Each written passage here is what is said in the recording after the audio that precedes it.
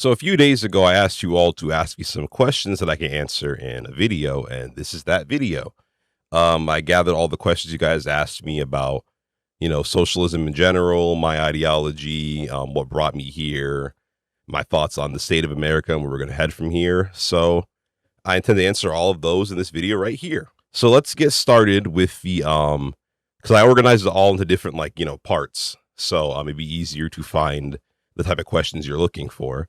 So I started off with the ideological and theoretical questions.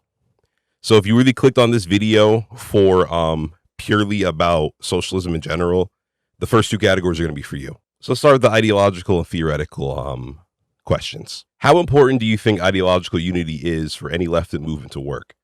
Obviously, to some degree, it has to be considered, but for example, the RCA sees it as absolutely necessary to be completely aligned to ideology. Do you think there is more wiggle room than this? Also, I'm curious to know what you think the most important modern socialist theoretical work could be: books, documentaries, or whatever. So I think ideological unity is only important when it comes to us agreeing on some basic non-negotiable things. Like, for example, for me, right, I will not be in unity or in coalition with anybody that doesn't see capitalism as the root cause of the issues we address. I won't be in solidarity unity with someone who doesn't agree with Black liberation or sees it as anti-white racism, which a lot of you have commented on the Black Panther video. So I know that subsect people exist. I won't be in unity with people that don't think that trans people deserve to have rights. Like, there are some non-negotiable ideological points that we have to have unity in order for any form of work we do together to work. But beyond those, some key non-negotiable ideology things we have to connect on, I think it's actually a good thing that we don't all agree on everything completely ideologically speaking. I think, in fact, it's actually very necessary for America because we have a culture that is essentially based on differences of opinions and not believing all the same things as each other. As for the most important socialist piece of work today, I don't have an answer, not because my theory is that limited, but because most of the things that I have read are fairly old in comparison.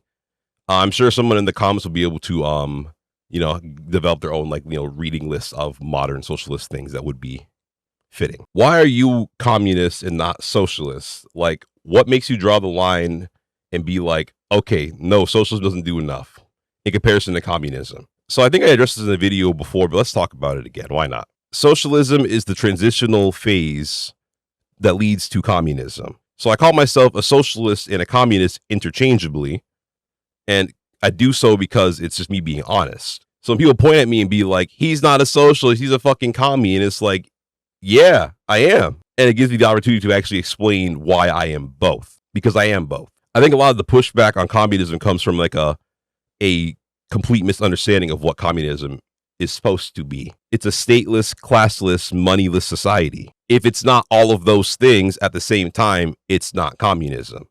Recommended reading list: asking for a Black communist, me. So first, I'd recommend going on the BGR Discord and talking to the other Black communists on there. There are quite a few people that are more well-read than me and have a lot of better suggestions than the ones I'm going to give to you, because the ones I'm going to suggest are probably things you may have already read, but I'll suggest them anyway. The Autobiography of Assata Shakur, rest in peace. The Black Jacobins by C.L.R. James. The Wretched of the Earth, Frantz Fanon. The Autobiography of Malcolm X. And Are Prisons Obsolete by Angela Davis. Those are the ones that got me started, and those are the ones I recommend to anybody who is a Black communist or someone who's Black interested in getting into communism should start off to read. There's a lot of purity testing, and I won't work with anyone who isn't this exact tendency types of attitudes in the American left right now. A lot of people have felt betrayed by establishment liberals and feel like that's primed folks on the left to be hypersensitive to a risk of betrayal. If the liberals that I trusted when I was younger are actually my enemy, then maybe everyone who's different from me is my enemy, as a kind of trauma response. So how do we break free from this and build coalitions effectively? A united front of everyone who is against capitalism is a nice idea, but breaking that purity culture down is going to take a lot of work. And I'm not sure how we build the trusts to pull it off. Some people want coalitions built around anti-authoritarianism, for example, instead of anti-capitalism. And the argumentation and distrust sometimes seems endless and intractable. Y'all some articulate niggas, man. So I'll just say this clear about purity testing right now. We need to put an end to purity testing and shut that shit down immediately and anytime it comes across in any conversation. That's just how I feel. To anyone watching this video, right, you will have to work with people that you don't fully agree with. That's even outside of just these left spaces. If that's a problem for you, or that's a problem that you have, my advice to you is to get over yourself and do it quickly. And as I said earlier, the basis of coalition needs to be on some non-negotiable boundaries. I gave some of mine earlier, and I'll just repeat a few more of them. You got to be anti-capitalist, you have to be anti-racist, and you have to be anti-bigotry in general, right?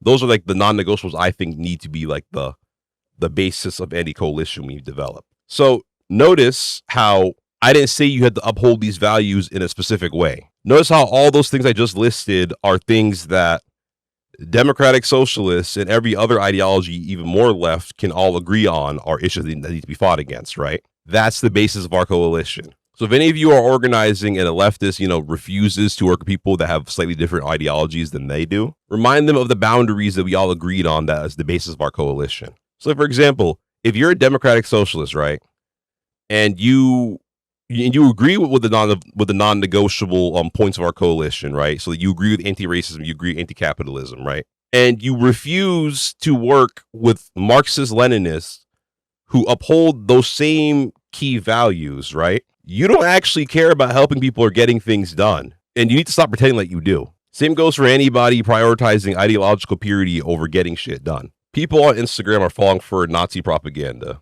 Do you think they're just being edgy, or do you think they're a real threat to minorities?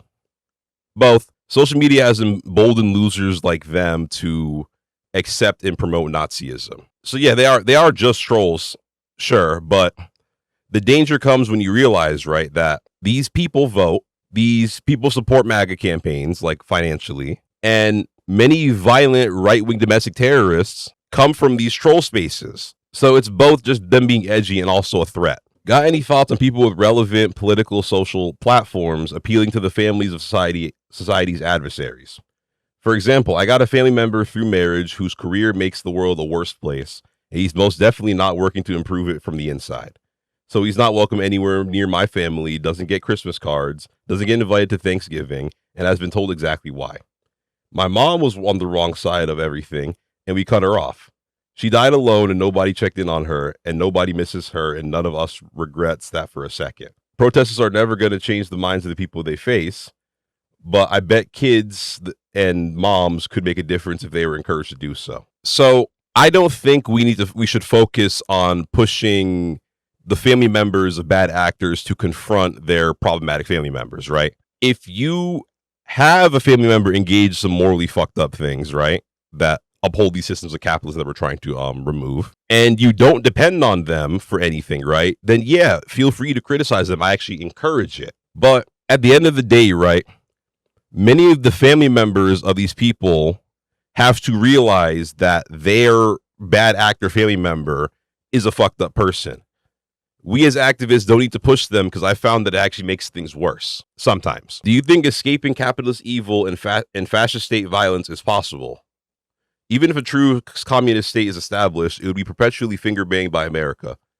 I don't know, I'm just saying shit. Yeah, America will do anything in its power to destroy any socialist or communist state. There is no escaping this so long as America exists as a capitalistic and imperialistic empire. This is why my, two birds, one stone approach is to achieve socialism in America first. The socialist United States of America, or the United Socialist States of America, they would no longer fuck over socialist nations.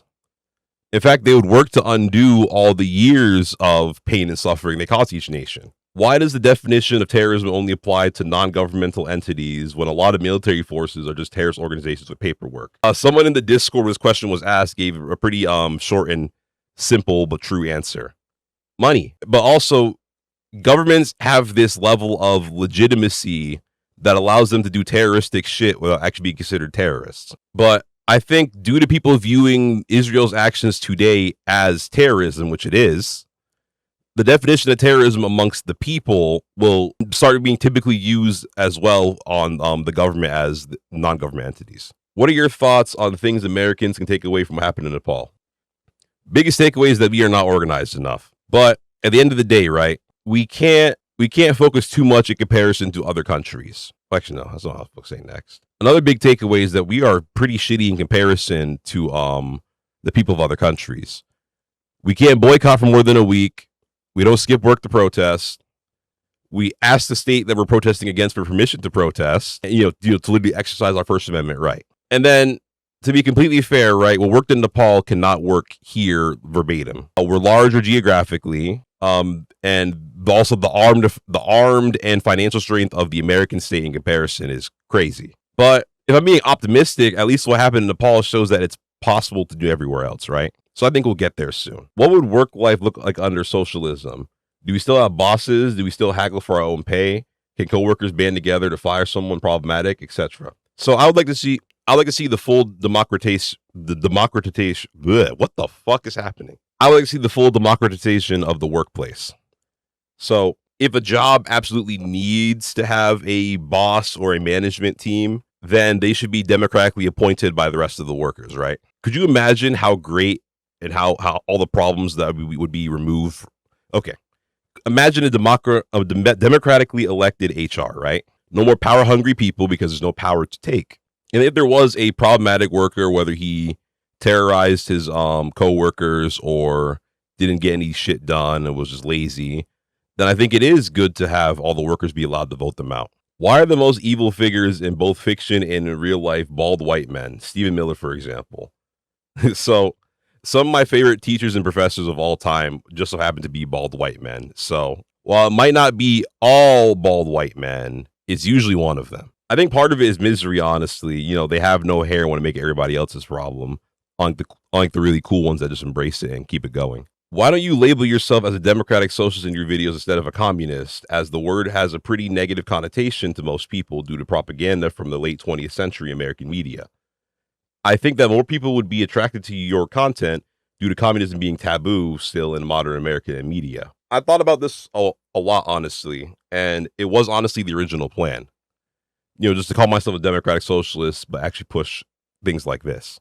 So why not keep doing that? Well, for starters, like I said earlier in a similar question, it's a lie. What I believe in differs fundamentally in several aspects to what a democratic socialist believes in. They're allies in my eyes, but we're clearly not the same. And so when a lot of these mainstream democratic socialists inevitably bend over to the Democratic Party or to the neoliberal powers that be, because it will happen, I'd rather not be associated with that. And if we also keep allowing people to push the Marxism bad talking points without any form of pushback, right, we're going to better read than dead our ways into complete fascism. Since technically, Marxists being demonized, the same Marxists being demonized right now are the only ones that have what's needed to, not just the Marxists, but the far left so far.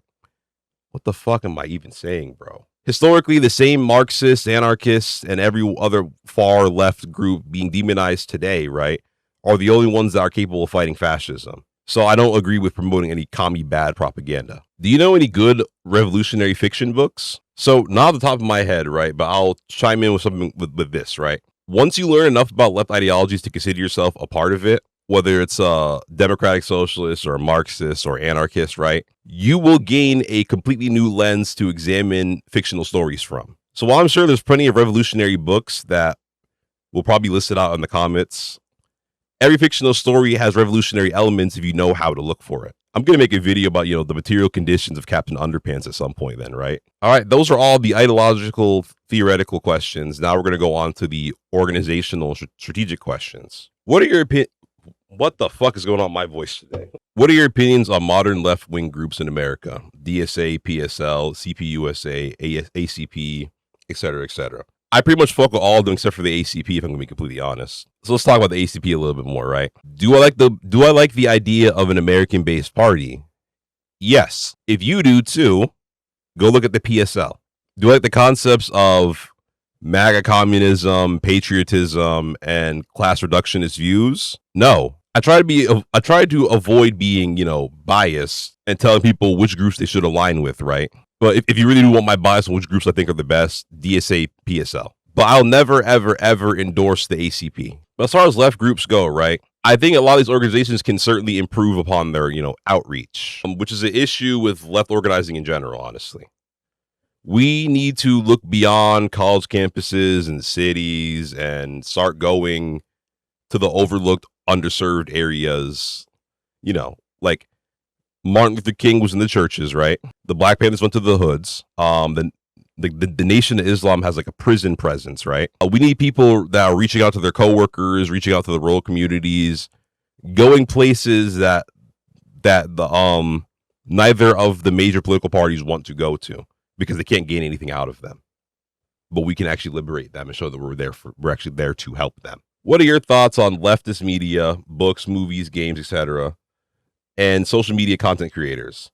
I think it can work as effective propaganda, but many critique the profit aspects of weakening the overall message. Ooh, this question will get me in trouble. So in my notes when I wrote down my answer to this question, I didn't put down the profit. I didn't mention anything about the profit part, so I'm gonna talk about that right now, right? When you look at our left media, the media sphere in general, right? The conservative and liberal media figures, right? They're all getting paid for their work, and that's why it's being successful, right? I don't think it is fair to expect any left media person to work for free and to not gain any form of sustainability for what they're doing. And that is probably the biggest problem. I don't see any liberals commenting on liberal creators talking about you're doing this for money. No, because they're doing good fucking work pushing their agenda. And it's the same thing for the conservative ones. That is a uniquely left problem, because some of you guys think that being a socialist means you can't make money and that you're an asshole for trying to for having to participate in capitalism. That's ridiculous. So with the profit thing, right? You guys are watching this video for free. So a lot of the criticisms of profiting from it is mentioning the Patreon at the end of the video and having ads on the content. But once again, the conservatives don't get on their own people for making conservative content with ads on it. The liberals don't do it for liberal creators making content with ads on it. We have the weakest media like right now, and we're the only ones that complain about people asking for money to support their media production. We're not going to win if you guys keep doing shit like that. And then in regards to the weakening of messages, right? The left media is the message. There is no weakening of the message because left media is the message that's being portrayed. And also to anyone who complains with left content creators, right? Whether they think they are too weak or not left enough or only doing this for profit, right? It becomes a question, right? This is the question I ask when people complain about anything, really. What are you going to do about it? The ones doing the work, reaching out to people while you endlessly critique and judge among your vanguard of basement dwellers or whatever. What are you going to do? Because in all seriousness, right? If you're dissatisfied with the left content sphere, whether you don't like my content or a streamer's content or any other video essayist content, right? Or you think we're doing this for profit or you just don't like what we say, there's something that you can do about it, right? You can amplify smaller left voices that you actually do like.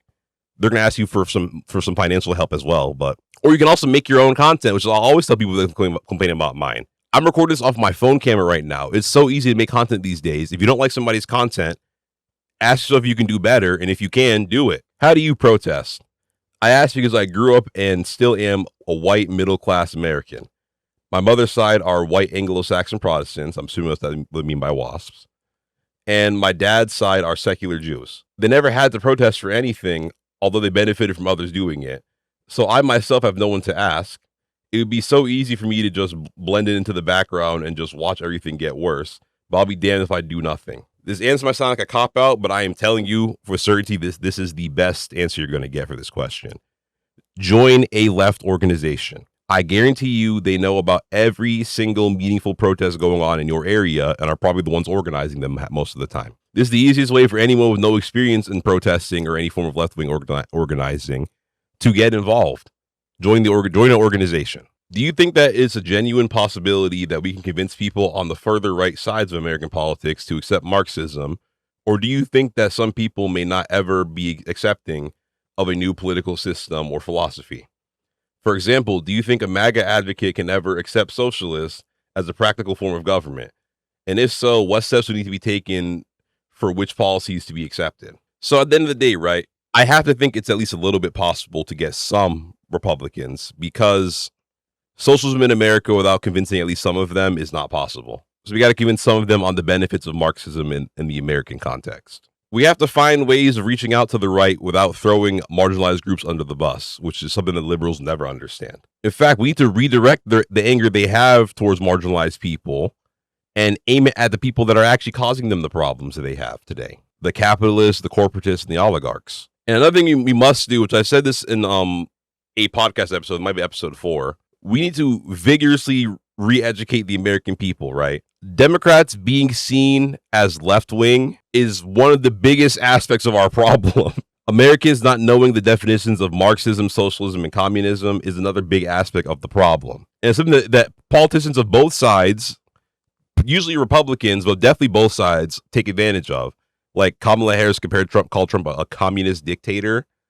Like, this is the shit that they're allowed to do because the American people don't understand the differences between these things. And we also, when reaching out to them, we do need to slightly appeal to their selfishness, you know? They don't give a fuck about anything going on across the globe or anything going on towards marginalized communities, but they do care about how it's affecting them, how the government is spending their money, why their cost of living is going up, and how are they going to afford the necessities that they have to survive. That's how we do it, in my opinion. Curious on your thoughts on mutual aid, direct action, and dual power strategy. My thoughts: building these systems should be priority number 1. Strong system, mutual aid, large organizations focus on direct action, and having community systems outside of our government is the only way that we can, that people will trust that when the revolution does happen, that these organizations will be able to take care of the people, and they won't need the capitalist system we have right now to survive. What should our active goal be as communists? Active as in things we should/can be doing right now. So like we discussed in the previous question, building systems of community aid and things like that outside of the government, and seizing any form of government power we can by any means necessary, whether that's a local office or school boards or anything like that. And also is educate the masses, because the lack of education on left-wing ideology is a major thing holding us back. In the Black Panther video was very much aimed at your black audience. My question is, how should a white person who's inspired by these movements take your advice and create a grassroots movement? So my reason for making the Black Panther video, right, is to discuss how black Marxists need to get together and form a black organization to reach out to the black community, since white leftists are having a very hard time doing so. If you're white and you live in a white area, you can take the exact framework I laid out in that video and apply it to your community instead. Like, I made a joke in that video about a Marxist organization ran by suburban white women, but I might have delivered it in jest, but I'm being serious. That could help. So you just need to understand the material conditions of the average white person in your area and organize based on presenting socialism as the solution to those problems. But I don't expect organizers in those white areas to have diverse groups, because that's kind of ridiculous, right? Well, what are you supposed to do? Implant some DEI Marxists into your organization? It's not going to work like that. Organize with what you can and what you have in your area, but also still continue to show solidarity with marginalized groups. That's probably the most important way of doing it. And remember this, right? Nobody else outside of your community knows how to better radicalize your community than you do. Any advice for upcoming leftist type video essays, or leftist video essay types, I guess? I will be making a video about left media, and in that I'll definitely give a bit of some tips of moving forward. But here's what I'll say for now. I got some pieces of advice I'd like to share, and that would have helped me make the journey a little bit easier when I first got started. Holy shit, I'm talking a lot. First tip, right? Just make the damn first video. It's gonna end up being your worst piece of work at some point, right? And see that as a blessing, because you don't want your best video to be your first video. That's crazy. But the first video, you should still try your hardest to make it as good as possible, something that you are personally satisfied that you created with, but also don't beat yourself up too much about perfectionism. And then it should be something that you're definitely passionate about, right? Learn to live with imposter syndrome, right?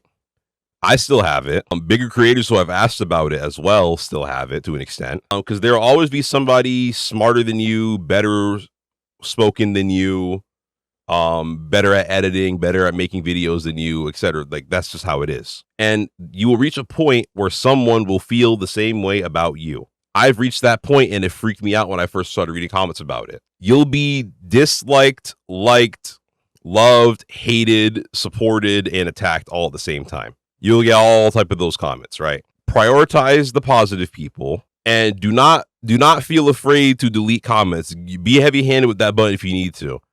I don't delete, dissenting comments that like have some slight disagreements, but if you attack me personally or attack the content personally, things like that, the comment gets deleted. And I recommend anybody who's creating content to do so, right? Right-wing spaces aren't open to left-wing dialogue, so don't feel pressure to do so, right? And also be like, echo chamber. Deleting comments calling me a monkey is not echo chamber, right? I'm not forming an echo chamber of pro-blackness. I'm forming a safe, constructive community of leftism, and that's what you should do as well. Do not hesitate to delete comments. And also, find your niche, right? Don't just try to make vaguely left content. For example, I'm not a vaguely left channel, right? I focus on specific things like black, green, red is like the core 3 things I focus on. I also focus with common sense socialism and videos discussing actionable steps, as well as videos pushing for a united left coalition. So pick one niche, pick 7 niches that you are passionate about, and that they're also like underserved, right? There was no other channel, at least as far as I knew, that did exactly what I did, which helped make me stand out. Try to do the same thing. And then also save your money. I know a lot of people, when they're starting off with content creation, want to buy this and buy that. Save it, please. The only expensive thing you should even think about getting is a microphone. And by expensive, I mean like $100 or so. I think my microphone was like $100, and like I got like a $20 warranty or whatever on it. Lighting is also cheap. That cost me about $16. Background is cheap, cost me like $12. And I use my my personal phone to record the videos on. Fuck Adobe. I use Adobe because I've been conditioned to do so, right? But there are so many free softwares you can use. Don't rely on Adobe. Like, I use Audacity for audio editing. I tried using DaVinci Resolve for video editing. It's like a completely different interface. So it's, if you know Premiere, it is a bit of a learning curve, but it's going to be worth it because you don't have to rely on Adobe anymore. And use Photopea for Photoshop related things. How should we approach identity politics, since it's a turnoff to a lot of normies without undermining its weight or excluding any groups? So we need to completely destroy and dismantle the rhetoric that blames marginalized identities for white suffering, right? We got to paint the rhetoric for what it is.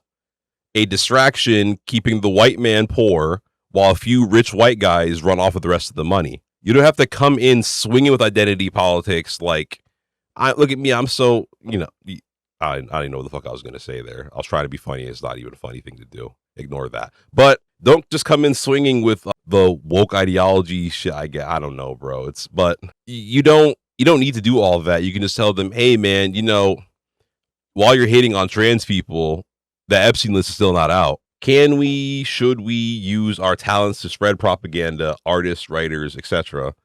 And how would an organized left-wing movement look like? Yes, it's, in my opinion, it's actually your obligation as a leftist with talent to utilize those talents for the cause. So I've been making videos since I was about 7 years old. That's from the days of making videos in Windows Movie Maker and burning them onto DVDs on the family computer in like 2008. And I'm also blessed with a radio voice, right? So I combined everything together, and here we are. So if you have any talent that makes you able to produce any effective propaganda, educational content, or anything that'll make people think critically of our current system, I beg of you to use those talents and produce this content. As for an organized left movement, that requires an entire full video, which I will be addressing at some point.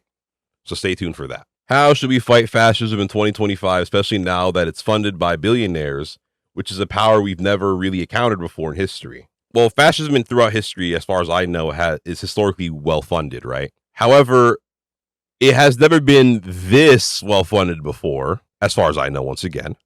So how do we combat this? So there's a few steps we can take. While it's good to acknowledge the resources fascists have today that they didn't have in like the 30s and 40s, we as the masses, right? We also have a lot more resources than we did back then. We have advanced technology that can help with organizational capabilities. We have access to far more information due to the internet. This is the Second Amendment, and we have the tools to massively produce propaganda with ease. And we have the same resources that we also always had back then. Like, we have the power in numbers. There's always going to be far more of us than there are of them.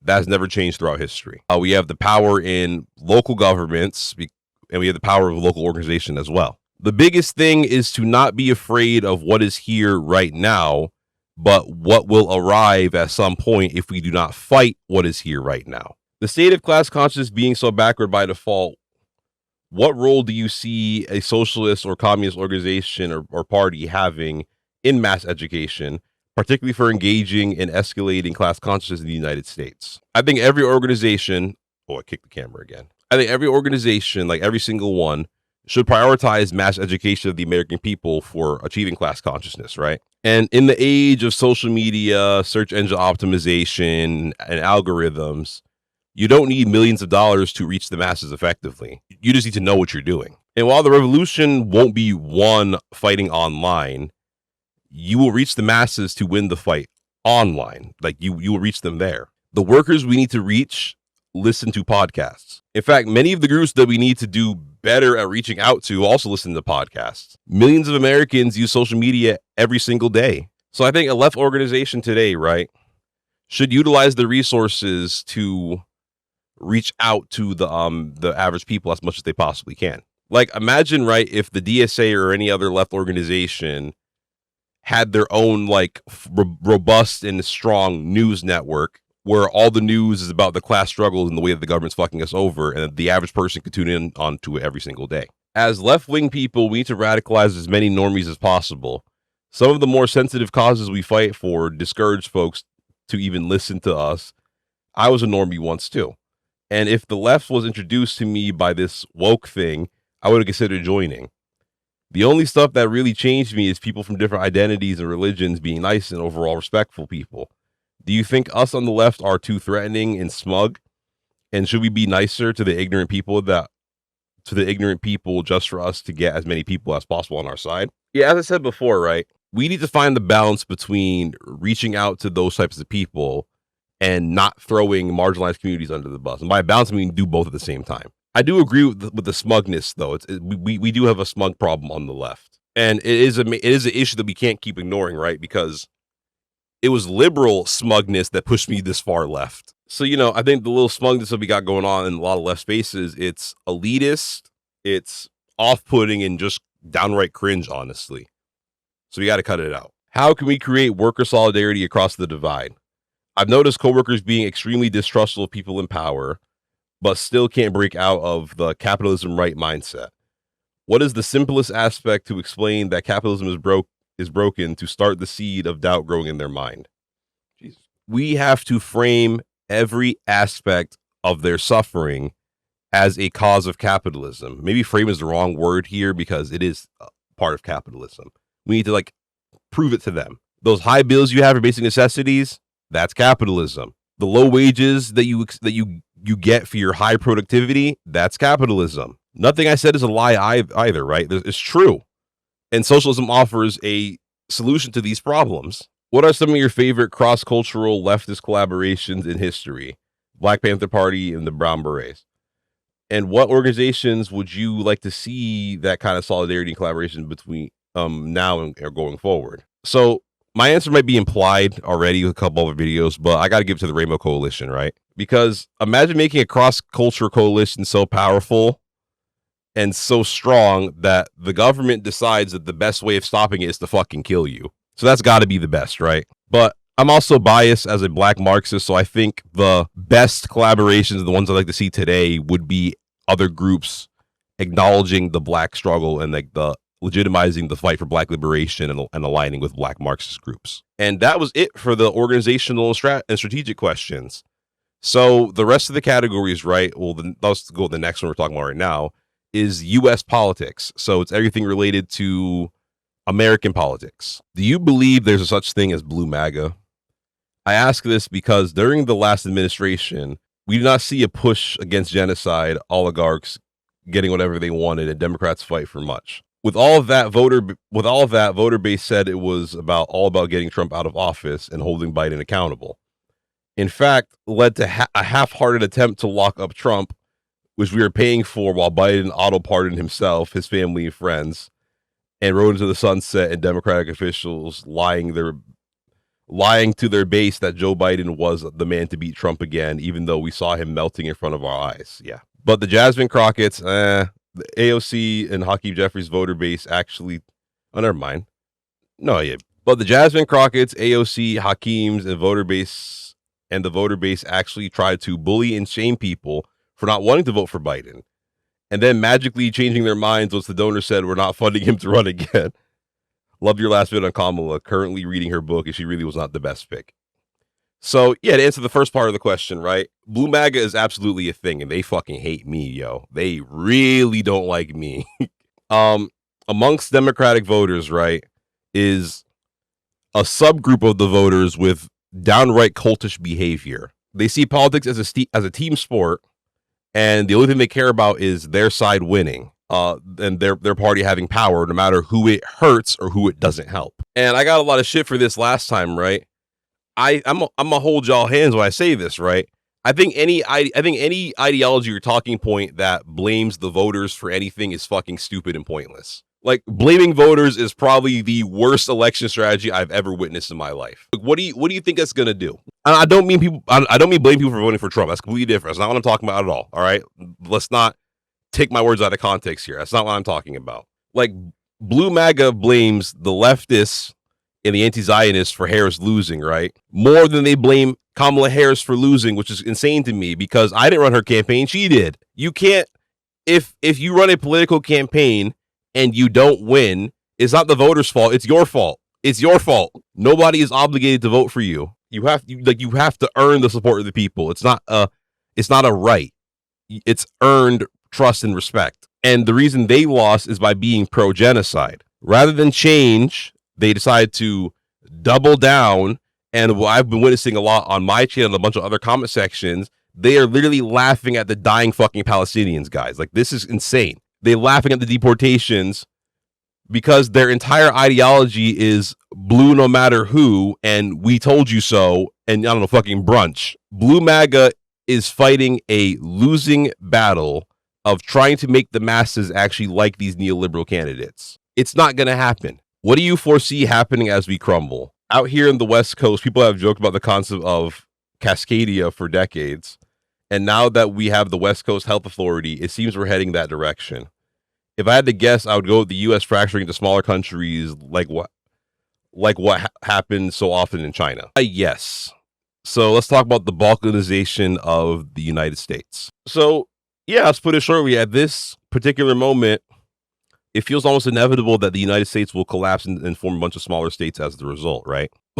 And I would also, but like what the nations would look like is like purely speculation at this point.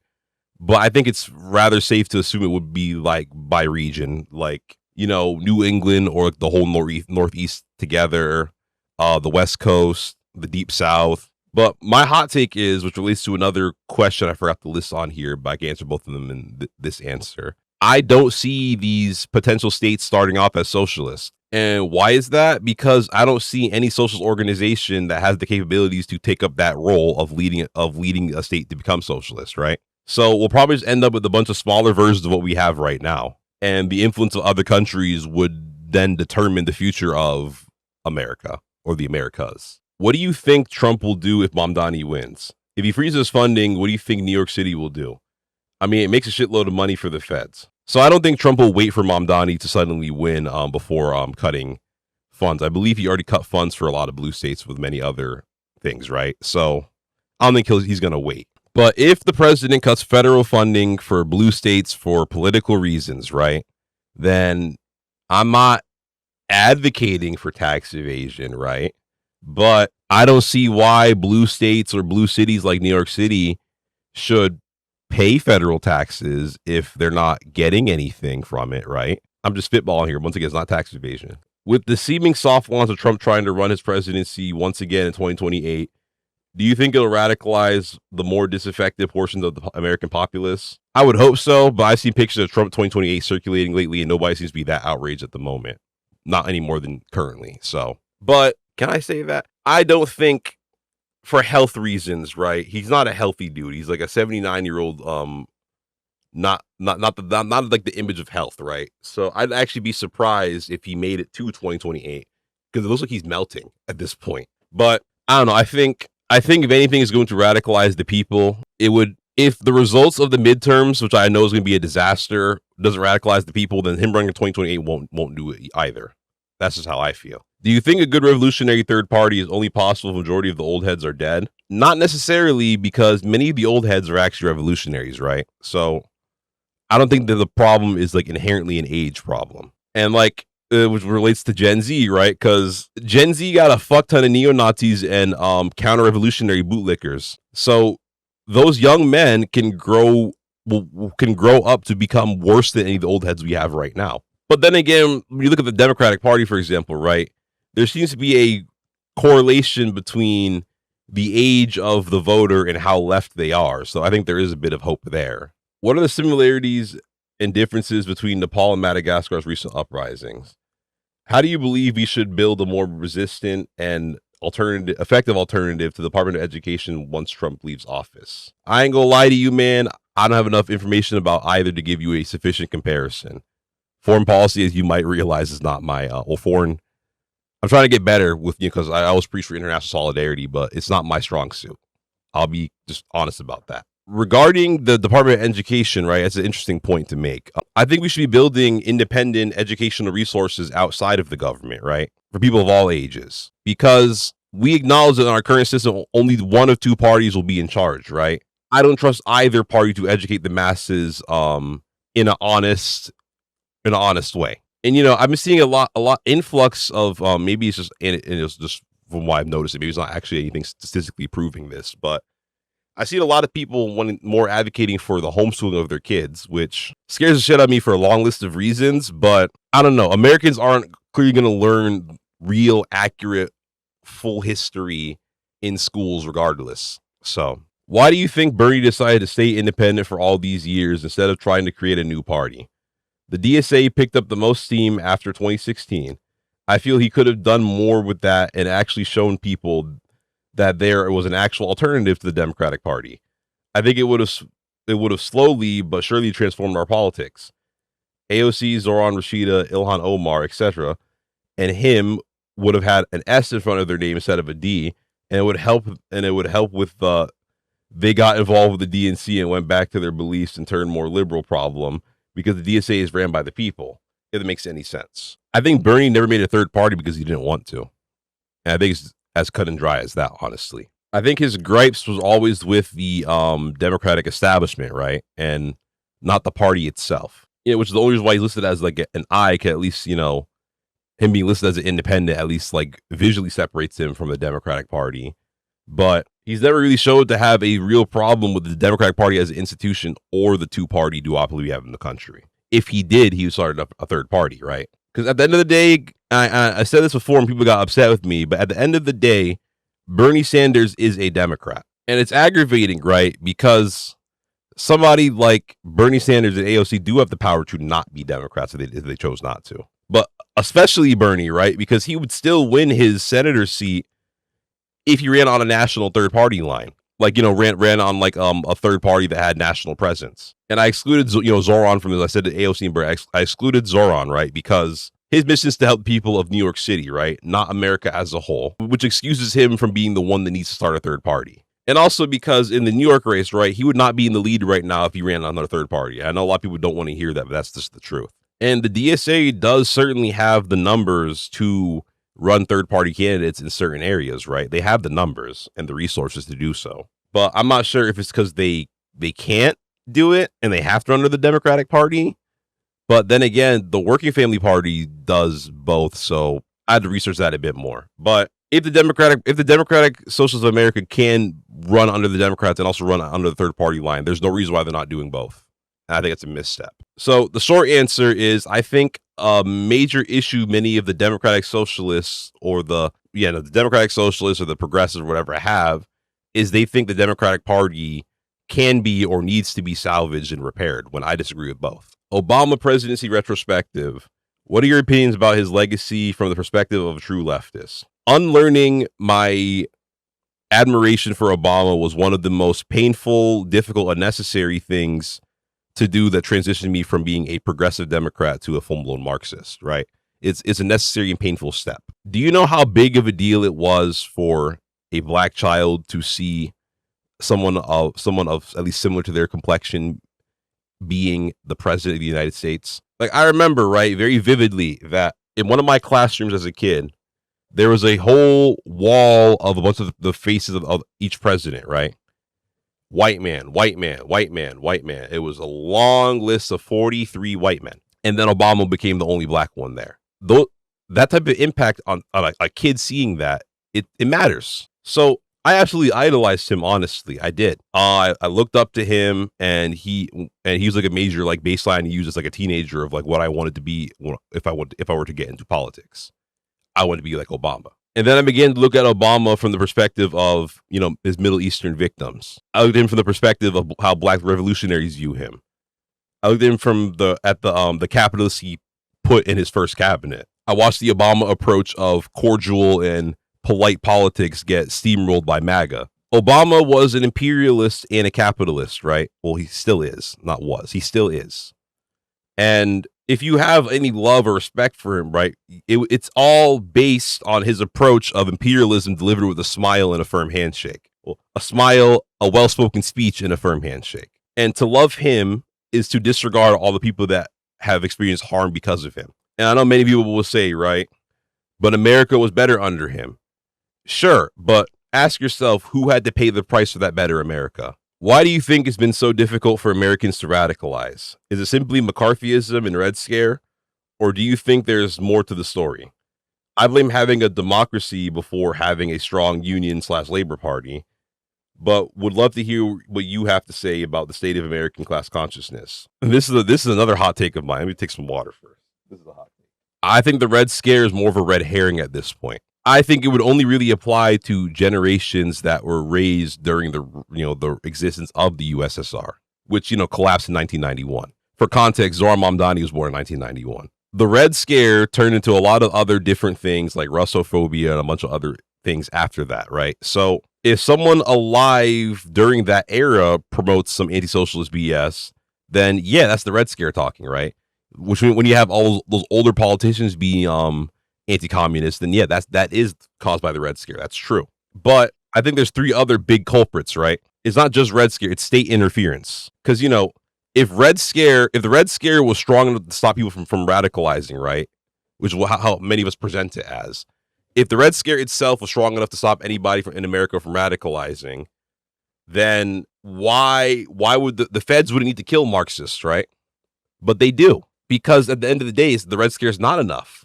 And it never was. And there's also the influence of the two-party duopoly we have in America. Because Americans are conditioned to only view things as liberal, conservative, in between. The news promotes the duopoly. The political surveys promote the duopoly. Even our process of voting also promotes the duopoly, right? It's ingrained in our country values. So they'll never, ever become able to understand terms like socialism or whatever due to all this conditioning of liberal conservative. And then there's also the bread and circus issue. I'm about to explain what bread and circus is later on, but maybe you'll be able to get the context clues of this to some of you that don't understand the term. America is the nation of bread, circus, and the illusion of choice, right? So there's too many distractions. There's a lot of distractions that are able to keep us in line, and they don't give us enough free time to break away from it. So like when I worked at Amazon, right? Why would I was never going to use my break during my 12-hour overnight shift to read Marx when I can at least scroll TikTok and forget about my suffering for a little bit, right? So I think those three things I listed, so state interference, the duopoly, and bread and circus are probably the three bigger issues than just simple Red Scare talking points that's preventing people from radicalizing today in America. Why do you think communist policies will help America while so many others disagree? Because the issues in America today, in my opinion, are all related to, connected to, or a direct result of capitalism. And socialism is a proven strategy that undoes these undoes these systems, transitions away to something better. All right, that's it for the U.S. politics section. Next, you're going to go into the Black liberation section. There's not that many questions as I answered most of them in previous sections, but let's get on with that one. All right, I'm going to cut this shit. I want to ask a serious question. As a Black person in a leadership position within a leftist organization, I've noticed that even in leftist spaces, there are moments when concerns raised by Black members are dismissed, minimized, or even weaponized against us. The disconnect, I think, comes from the lack of education. In your experience or mind, how have or would you handle situations like this? How can other Black organizers navigate these dynamics when we are in a majority white leftist spaces?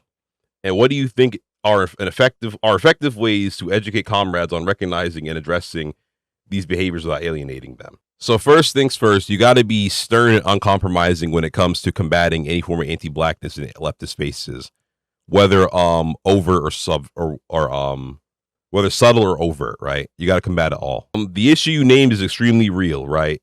I've witnessed it myself and experienced it myself personally. Admittedly, though, I didn't realize how bad it was until I had to defend Black liberals against the racism of white leftists. And also the commenters of my Black Panther video implying that I'm a Black supremacist pushing Hotep shit for saying that we need a Black organization, right?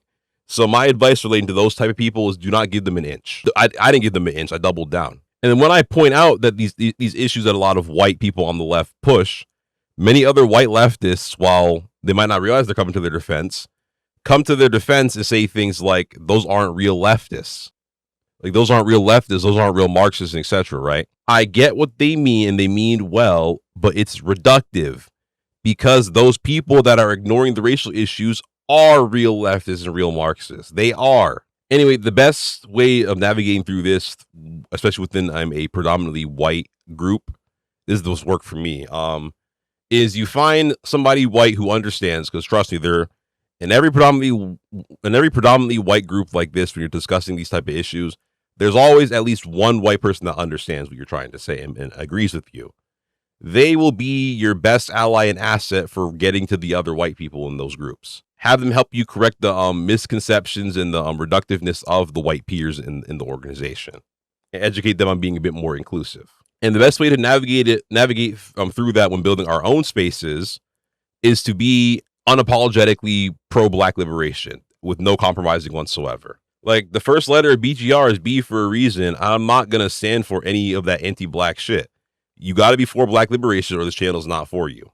Simple. Opinions on Black religious groups that present themselves as radicals going against the establishment and an alternative to radical political groups. Like groups like the Nation of Islam, Hebrew Israelites, the Nuwabian Nation. I haven't heard of that one, but I know the other two and more. So as much as I would like, as much as I can, not like, but as much as I can join in on the making fun of these groups, right? Because don't get me wrong, they deserve it for many of the things they push. I want to make an important point, right? We need to acknowledge why these groups exist in the first place. They exist because nobody else was looking out for the Black community. These groups recruited and still recruit vulnerable Black people who nobody seems to care about. That's how the Nation of Islam got Malcolm X. That's how I, through my research or whatever, at some point when I was younger, got into the 5% Nation, which is a whole nother story for another time. But it's also not as comparable to these groups, I don't think. Maybe it is. But that's a long story. These groups are not beneficial to the Black community, right? Nor are they a threat to the status quo.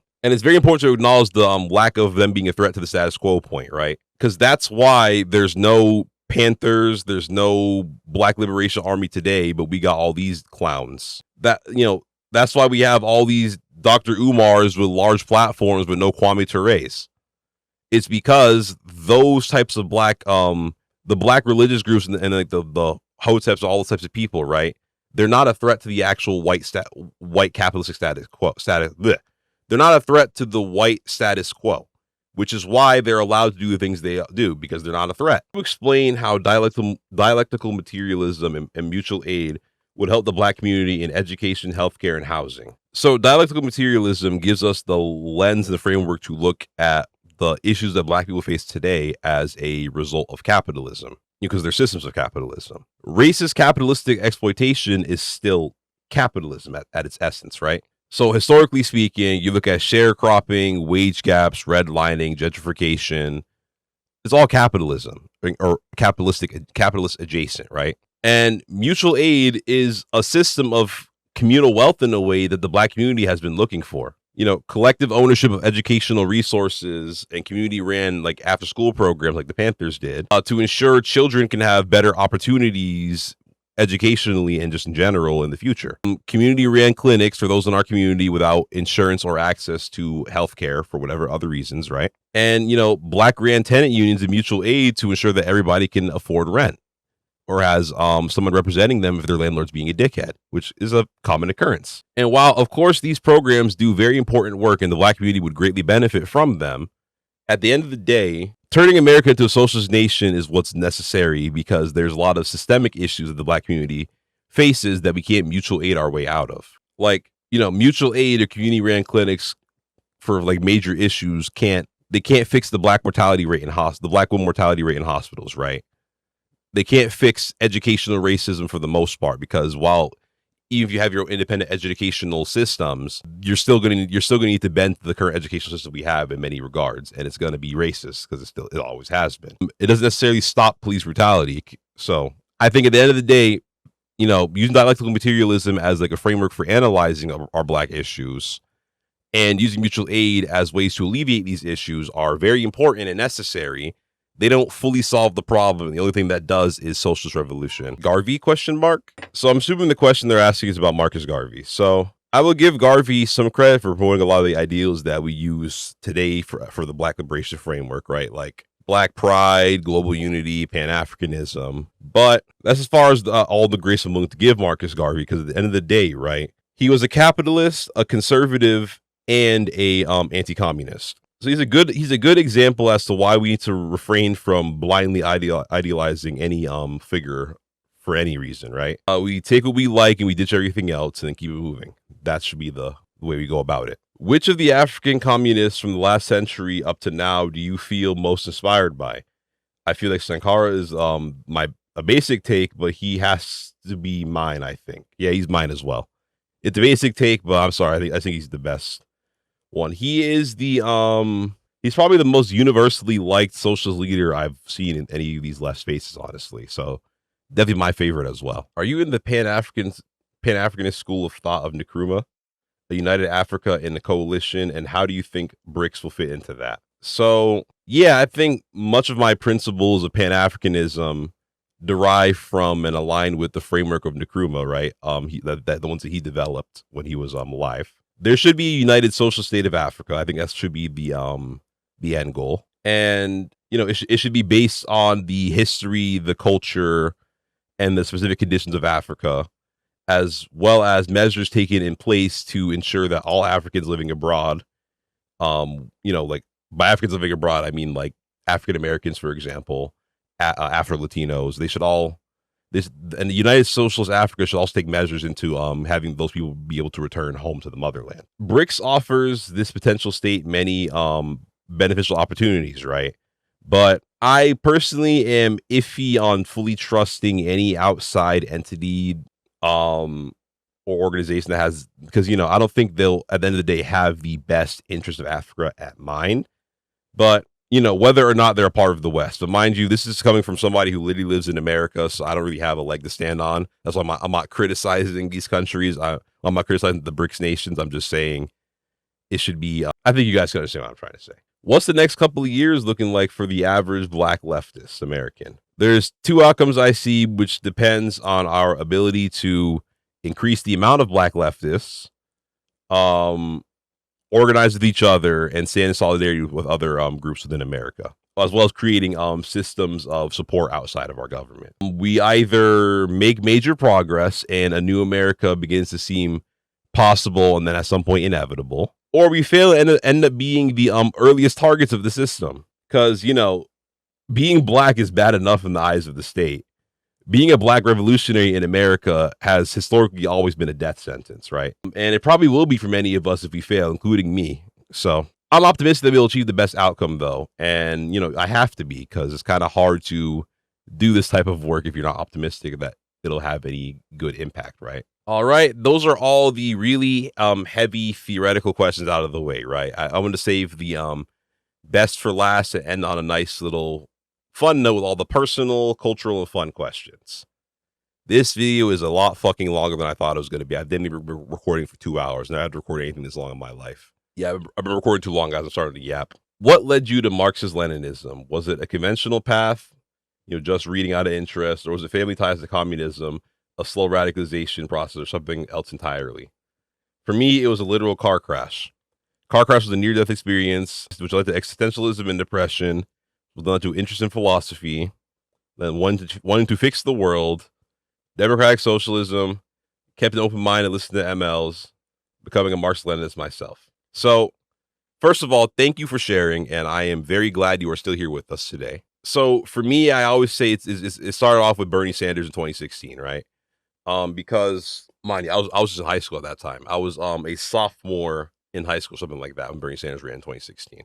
But after the Democratic candidate I wanted to win the least 4 years later in 2021, I started to become disillusioned with the Democratic Party. Then during MLK Day, one of my college classes, the professor put up a bunch of quotes of Martin Luther King that kind of get swept under the rug beyond the "I Have a Dream" speech, And that's when I began to learn about the non-whitewash version of him that was far more radical than he was presented. Then through that, I discovered Fred Hampton as well, which, pulled me out of my Hotep phase into my first, black Marxist phase. Then I became very disillusioned with a lot of white Marxists for a long list of reasons and began to fall back into democratic socialism. And then Gaza and the 2024 election re-radicalized me again back to where I belong. So that's my little bit of a journey. A very confusing one. It wasn't linear. It was back and forth, but now I'm here. What's your favorite dinosaur? Also, are fascists fashionable like the Nazis? They had some PR problems, it's crazy, but they looked sharp. So I've always been a Stegosaurus type of guy. So I'd say that's my favorite dinosaur, right? But I would argue the fascists themselves weren't really that fashionable, but the fashion of past eras went hard, right? So that I think we should bring back. I'm ready to constantly dress like Lenin or Malcolm X or even Castro with the what kind of music do you like? So I primarily listen to hip hop, right? That's probably if anybody asked me what my favorite genre was, it's hip hop. But I love so many genres, man. I love soul music, classical music, metal, rock. I love everything, really. A lot of my music taste goes by phases, right? Like I grew up listening to a lot of metal, emo metal, new metal, like Linkin Park. To this day, I still sing a lot of Linkin Park songs word for word. And mind you, I was listening to them when I was like 5 or something like that. I had my dubstep phase, early on in middle school. Then so at this very moment, I'm still in my more matured hip hop 2000s throwback type of phase, right? What's your favorite ice cream flavor? Mint chocolate chip, which is surprisingly controversial. A lot of people ain't fucking with it, but I like it. It's pretty good. Chocolate chip cookie dough is the runner-up, though. So it usually swaps between the two every now and then, but I think mint chocolate chip is like the best. How do you feel being a God-fearing, Reaganomics-loving American? I love it. The wealth will trickle down any day now, comrades. Inshallah. Give me step-by-step instructions on how to overthrow the U.S. government. Sarcasm if the CIA agent is reading this. So, step 1, guys, is really simple. Watch Avatar: The Last Airbender. It really lays down the groundwork of doing so. Top 3 anime of all time. This is a tricky question, but I would say Full Metal Alchemist Brotherhood, Code Geass, and Yu Yu Hakusho. Bottom 3 anime of all time. It's actually harder to pick. So I don't know the worst objective anime. I don't think it's an even possible thing to do, but I'll pick the 3 worst things I've watched as far as I can remember. I'm sure there's worse things I just can't remember. That one season of Sword Art Online after Gun Gale. Boruto, because while the manga is good now, I tried watching the first few episodes of the anime, and that shit put me straight to sleep. Oh, so boring. And A Promised Neverland after season 1 because they butchered the fuck out of that show. If you were disappointed by that, go read the manga. A middle 3 anime of all time. So let me just pick 3 things that I think are just low-key mid, right? Any isekai at this point, with the exception of ReZero and Konosuba, because everything else is like a reinvention was like a repurposing of the wheel. but I'll give those two an exception. Any hentai adjacent degenerate anime, because go to therapy, and Solo Leveling, because good animation and aura, but that's it. Everything else is fucking mid. And they hype it up like it's the greatest anime, like some of the greatest anime ever. Like, I would rather have Normie start off with a different anime than Solo Leveling. I can't stand that shit. Who would win in a fight? Cyborg Lenin or Karl Marx or the Sandevistan? So, can Marx handle all that chrome? That's really what like the result depends on. If the answer is yes, then he wins by a long shot. If not, got to give it to Lenin. On this note, because they're referring to a question regarding media. Do you have any input on the topic, thoughts, or on the rise of One Piece as a revolutionary symbol? So I think it's good to have a mainstream piece of media being looked at as a revolutionary symbol, right? That's a good thing. Especially if it leads to people to view the real world more critically. And, if they just say, oh, cool, it's revolutionary, and keep it moving, then it really doesn't matter, right? So if it makes you think about the real world in a different way, then yeah, it's effective and it's cool. What's your favorite kind of sandwich? And what about your favorite bread?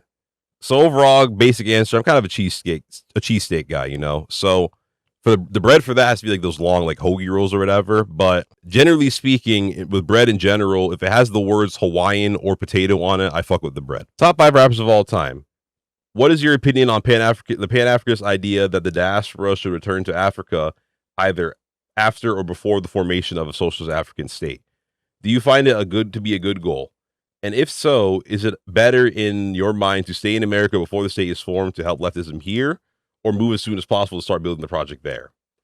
So to the rapper question, a lot of people get me heated with this because, right, I don't think you should be listing any rappers that you don't actively listen to as top 5. Because if you're picking rappers you don't listen to, right, you're pandering.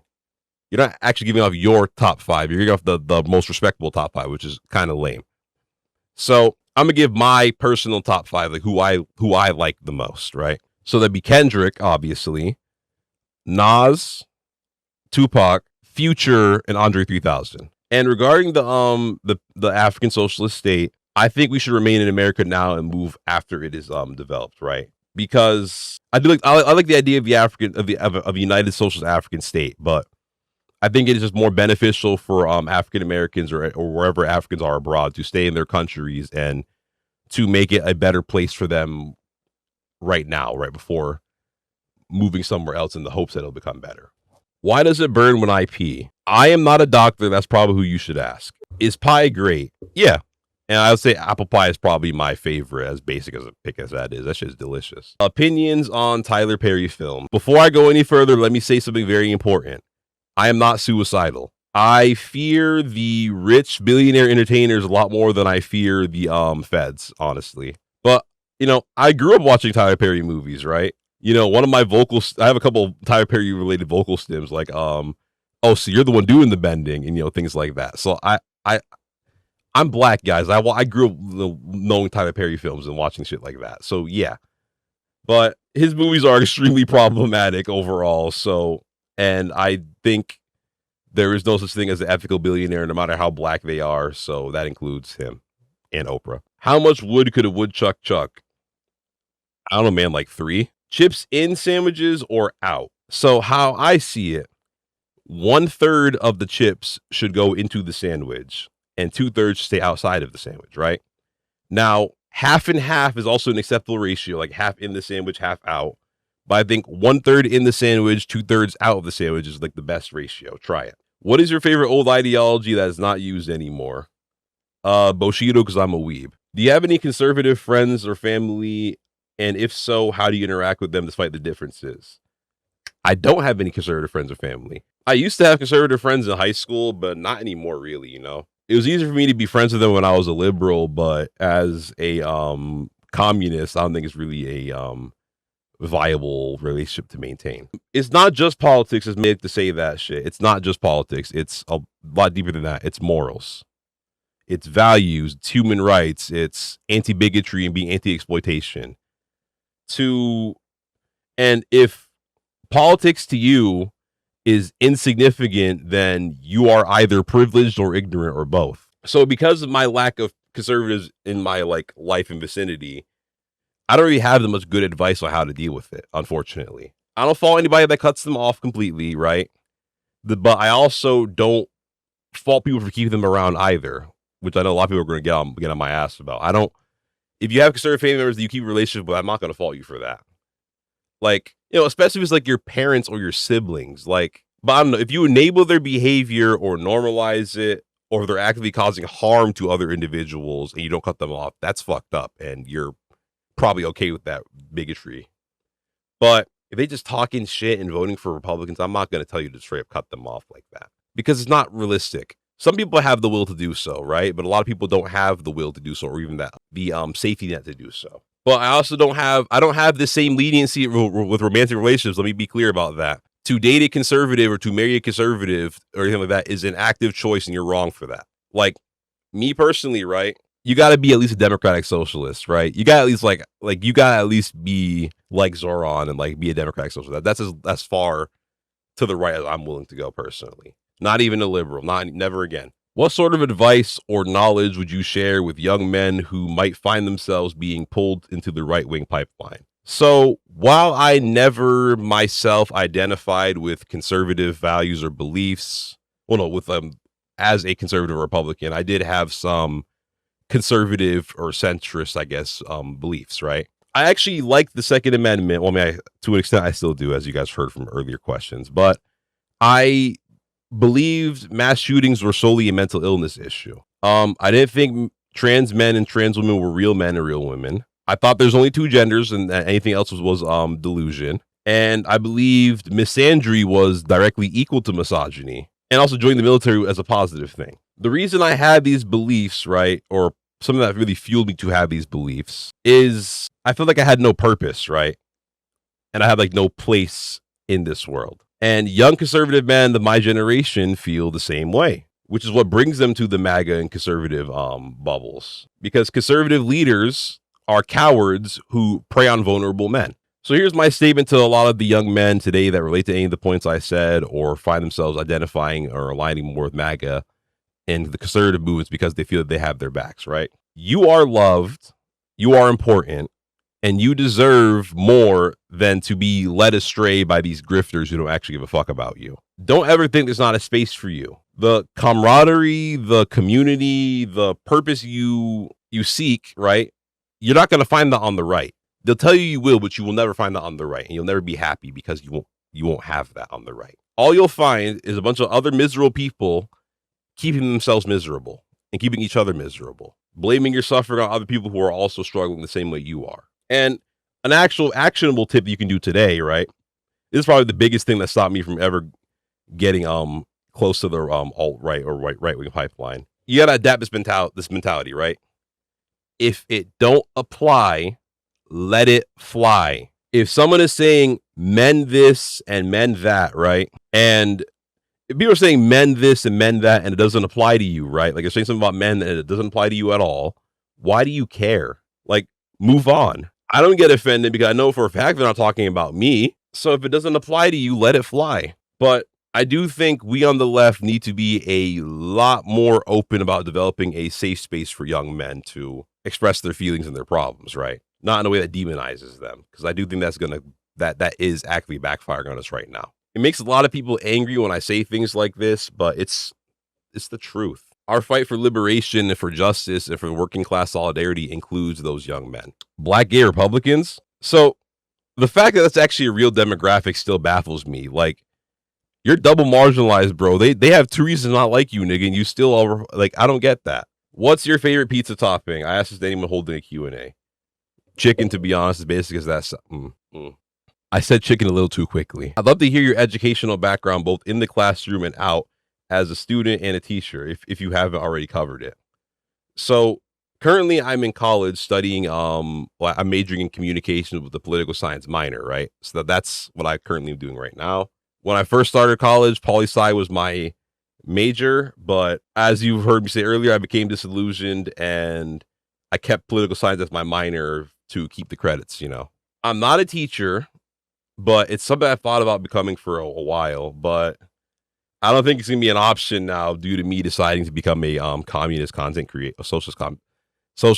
I think for this purpose, I'd rather call myself a socialist. It's a lot easier to explain, but I think that career path is low-key out the window in a way with me publicly doing this. But you never know, and I think I'll be satisfied with teaching the average person about this ideology. But my teachers definitely had a major impact on me and what I'm doing right now. And I know many of them will be pretty pissed to see me be this far left, but it's their fault for making me think. What inspired you to start doing all of this, making YouTube videos, using your voice and whatnot? So to be completely honest, right, and you can ask anybody that's like known me, I've always been like this. I've always been a person who's never been able to sit silently in the face of any injustice, whether small or large. Like a lot of my activism definitely started when I was in middle school, actually, that early. And as I mentioned, I learned how to make videos before I even learned what long division was. And mind you, this is in like the late 2000s, so like it was not that easy to make videos as it is today.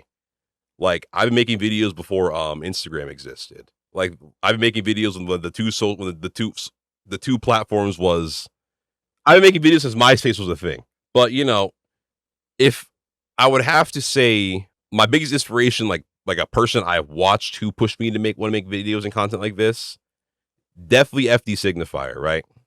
Which is, man, I wish you guys could hear. I was on a Discord call with my brother and our friend, and I just uploaded recently the Democratic Party video, and I got a new comment, and I saw it was from FD Signifier, and I had to like refresh my screen, triple check if it was real, and I was geeked out, yo. It was crazy. So, you know, I always had an interest in making videos and a desire to speak to an audience and to push the change of the world, but I wouldn't have had the courage or the blueprint of how to do it if not for FD Signifier. And watching his videos gave me the spark of inspiration I needed to create BGR and to do what I'm doing right now. So there's a long list of creators that BGR would not exist without, because due to me watching them from as early as like me watching a few random YouTube gamers when I was like in middle school. Like all of those people have added up to my inspiration for content creation that led to the creation of BGR. But there's not any that had as much of an impact as FD Signifier did or does. So he's definitely the most vital. But to anyone looking for the sign to finally use your voice, right, is you have to tell yourself that doing nothing is not an option. Like you have to like convince yourself that you do not have the option, the luxury to do nothing, because you don't. You got to do something. And then our last question of the day: what do you think of leftists making extreme music such as red and anarchist black metal, grindcore, queer noise projects?